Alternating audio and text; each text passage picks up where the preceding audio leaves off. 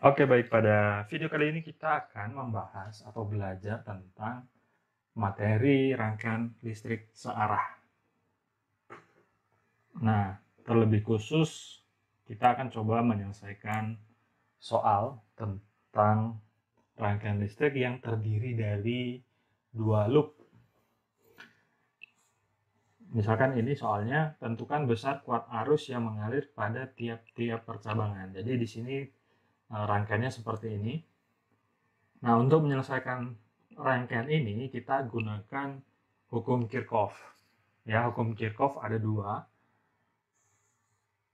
Hukum Kirchhoff yang pertama itu jika arus melalui suatu percabangan, maka jumlah kuat arus yang masuk sama dengan kuat arus yang keluar percabangan. Jadi ini, nah kita lihat di sini bahwa ada dua percabangan. Misalkan percabangan yang ini dan percabangan ini, titik percabangannya. Nih, kita kasih nama misalkan A dan titik percabangan B. Jadi, langkah-langkahnya untuk menyelesaikan menyelesaikan rangkaian seperti ini adalah pertama, tentukan dulu titik-titik percabangan. Jadi, cari titik percabangannya di mana. Kemudian setelah itu, buat asumsi pada titik percabangan tersebut arus yang masuk itu dari penghantar mana dan yang keluar itu dari penghantar mana. Nah, itu kita asumsikan. Misalkan saya asumsikan di titik percabangan ini arus yang dari sini masuk, saya kasih nama I1, arus yang dari penghantar ini juga masuk, saya kasih nama I2, dan arus di percabangan ini jadinya keluar. Jadi nggak mungkin masuk semua ya, harus ada yang keluar. Nah, misalkan ini kita kasih nama I3. Demikian juga di percabangan ini. Nah, maka di percabangan B ini, dari penghantar ini kan arus I3 turun. Jadi ini I3 juga. Maka yang ke kiri ini adalah arus I2. Dan yang ke kanan adalah arus I3. Jadi, pertama begitu. Kemudian kedua, bagi rangkaian ini menjadi dua loop. Nah, kalau yang sekarang ini kita bisa bagi jadi loop yang sebelah kiri, yang ini, dengan loop sebelah kanan, yang ini. Nah, baru kemudian nanti dianalisa satu-satu menggunakan hukum Kirchhoff kedua. Hukum Kirchhoff kedua kan jumlah aljabar dari tegangan dari masing-masing komponen pada suatu rangkaian tertutup itu sama dengan 0. Maksudnya gimana? Contohnya gini. Kita ambil loop yang kanan. Jadi sementara anggap ini tidak ada ya, untuk menjelaskan hukum Kirchhoff 2. Jadi loopnya adalah ini, yang sebelah kanan. Nah, artinya apa? Jumlah tegangan di masing-masing komponen listrik pada suatu rangkaian loop tertutup itu sama dengan 0. Di loop yang sebelah kanan ini, itu kan ada baterai 5 volt, ada resistor 5 ohm, resistor 10 ohm, dan resistor 4 ohm. Nah, jumlah tegangan di baterai dengan anggaplah ini R1 ya. R1 dengan tegangan di R3 dan R4 itu jumlah tegangannya 0. Atau kalau secara konsep, bagaimana bisa 0 adalah, nah baterai itu kan sumber tegangan, sumber energi. Jadi misalkan dia punya energi 5 ohm. Nah, ketika dia lewat di suatu resistor, maka ada energi yang diserap oleh resistor. Kemudian diserap juga oleh resistor yang ketiga ini dan ke satu ini. Jadi ada penurunan tegangan. Dan kalau dijumlahkan, karena energi itu kekal, maka jumlah energi yang diserap oleh masing-masing resistor ini sama dengan energi yang dimiliki baterai. Jadi kalau di total, energi yang diserap oleh R4, R3, dan R1 itu sama dengan 5 volt. Jadi kalau dijumlahkan secara aljabar, maka akan sama dengan 0 dijumlahkan dengan baterai. Oke, ini salah ya, harusnya I1 itu adalah hukum Kirchhoff 2. Nah, kita terapkan di masing-masing loop. Nah, maka dari itu kita perlu menentukan juga arah loopnya. Arah loopnya kemana, itu perlu juga ditentukan.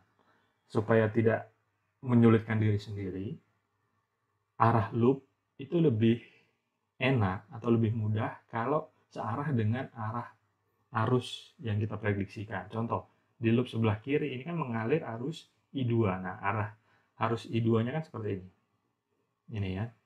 Seperti ini, kemudian turun.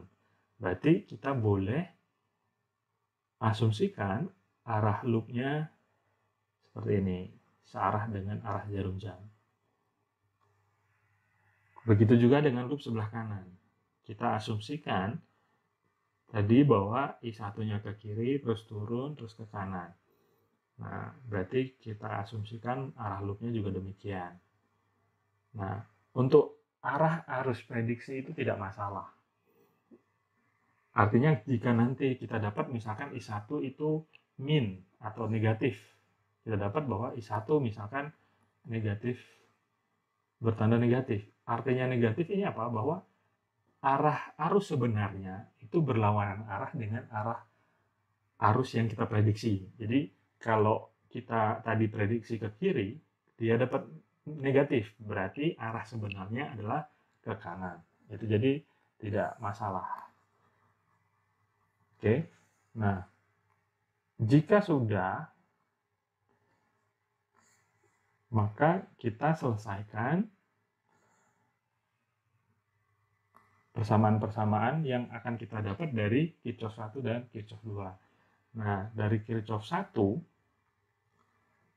di cabang A misalkan, ingat Kirchhoff 1 adalah jumlah arus yang masuk sama dengan jumlah arus yang keluar. Yang masuk adalah I1 dan I2.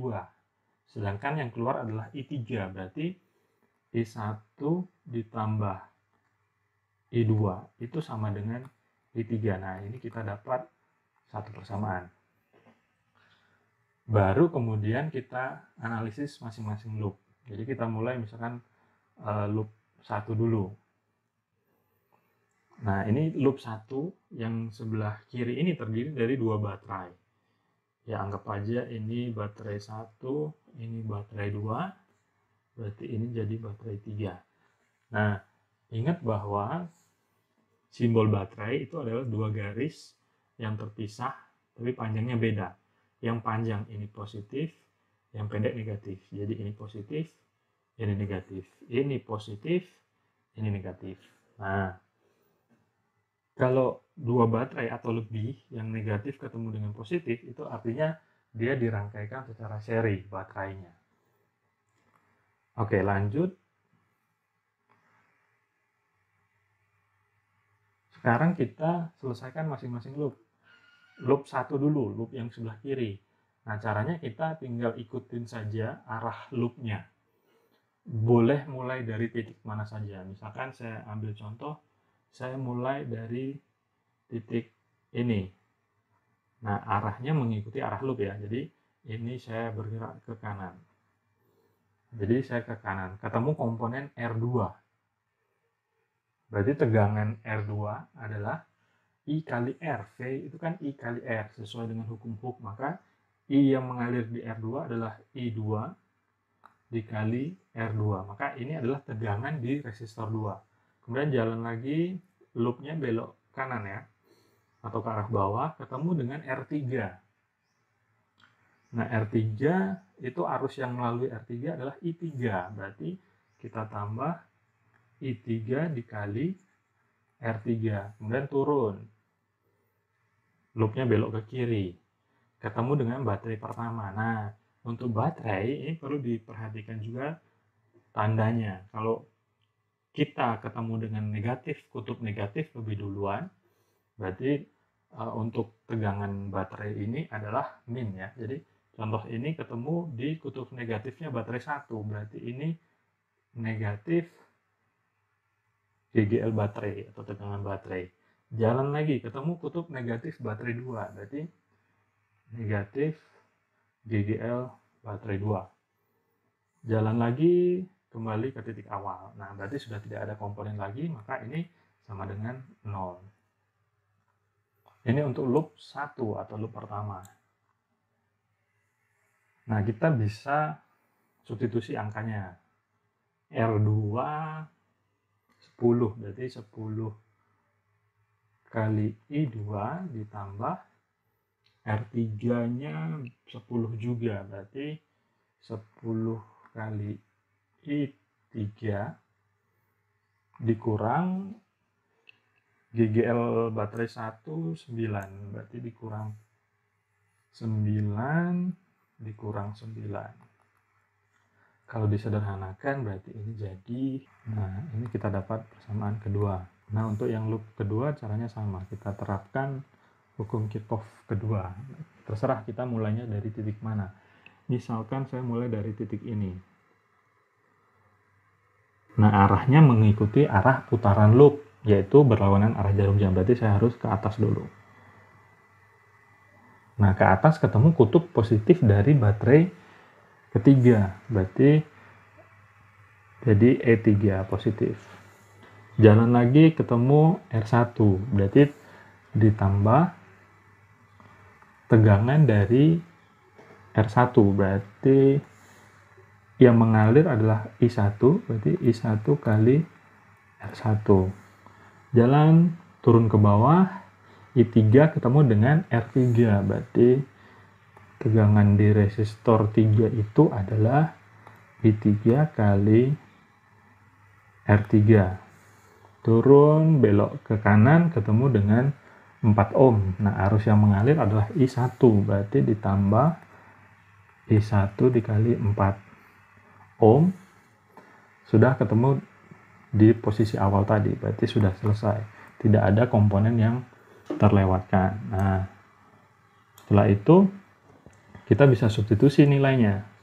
Nilai E3 adalah 5, berarti 5 ditambah R1 berapa? 5 juga ya, berarti 5 I1 ditambah R3 nya 10, berarti 10 I3 ditambah 4 I1. 4 I1. Nah, ini jangan angka dulu. Ini R4. Nah, berarti sama dengan 0. Nah, ini adalah persamaan ketiga. Jadi, kita punya 3 persamaan. Tinggal nanti diselesaikan dengan cara substitusi atau eliminasi atau kedua-keduanya untuk menyelesaikan atau mencari jawaban yang diinginkan. Nah, untuk kasus ini yang diinginkan adalah kuat arus yang mengalir pada tiap-tiap percabangan. Artinya I1, I2, dan I3-nya berapa. Nah, kita punya 3 persamaan dan 3 variabel yang tidak diketahui. Berarti harusnya sih bisa. Oke, tinggal dimanipulasi persamaan 1, 2, dan 3. Saya substitusi I2 dari persamaan 1 ke persamaan 2. Nah, ini kita substitusi ke persamaan 2. Maka akan diperoleh 10 dikali I2-nya kita ganti dengan ini. Jadi I3 kurang I1, selebihnya masih sama, ditambah 10 I3 dikurang 18 sama dengan 0. Kalau kita keluarkan, jadi begini ya. Jadi 20 I3 dikurang 10 I1 dikurang 18 sama dengan 0. Nah, sekarang kita tinggal punya variabel I3 dan I1. Nah, dengan persamaan 3 kita bisa eliminasi salah satunya. Misalkan kita sebut ini persamaan 4. Oke, persamaan 3 ini, ini ada I1 dan I1, berarti bisa disederhanakan ya. Nah, ini terserah mau dieliminasi I3 dulu atau I1, itu bebas. Misalkan kita eliminasi I3 misalkan. Ini persamaan 3 dikali 2 itu jadinya persamaan 4, tetap saja dikali 1 akan diperoleh. Nah, berarti ini harus dikurangi. Berarti 20I dengan 20I3 dengan 20I3 itu jadi 0. Maka ini kita tuliskan. Nah, ini jadi 28I1 tambah 28 sama dengan 0. Berarti I1-nya adalah, ini pindah ruas, jadi min 28 bagi 28. Berarti negatif 1 ampere. Nah, setelah dapat I1, kita bisa cari I2 dan I3. Nah, saya cari I3 dulu misalkan. Saya cari persamaan yang ada I3 dan I1-nya. Bisa persamaan 4 atau persamaan 3. Nanti kita substitusi nilainya. Saya misalkan pakai persamaan 3. Berarti tinggal saya substitusi I1 ke persamaan 3 ya. Berarti I3-nya adalah 4/10 atau 0,4 ampere. Nah, kalau I1 dan I3-nya sudah, tinggal cari I2 sekarang supaya lebih gampang ke persamaan 1. Nah, kamu boleh juga substitusi persamaan nilai I3 ke persamaan 2, maka nanti dapat I2. Itu bisa, tapi kayaknya lebih gampang kalau substitusi ke persamaan 1. Persamaan 1 adalah, nah, I1-nya tadi negatif 1, berarti negatif 1 ditambah I2-nya yang akan kita cari. Berarti tambah I2 sama dengan 0,4. Nah, dengan mudah didapat. Kita peroleh masing-masing kuat arus di tiap percabangan adalah seperti ini. Nah, lihat ini I1 adalah negatif 1. Seperti yang sudah saya katakan di awal tadi, bahwa negatif itu artinya arah arusnya berlawanan dengan arah yang kita prediksi di awal. Jadi kalau kita prediksi di awal tadi I1-nya ke arah kiri, kita dapat ternyata negatif. Berarti sebenarnya arah arusnya adalah ke kanan. Nah, itu kenapa dia negatif. Jadi intinya adalah kalian buat persamaan-persamaannya ya, pakai Kirchhoff 1 dan Kirchhoff 2, kemudian baru selesaikan sesuai dengan apa yang dimau. Contoh misalkan diminta tentukan nilai tegangan pada resistor 4. Ya, berarti harus cari I1 dulu. Setelah dapat I1, gunakan hukum Ohm di resistor 4.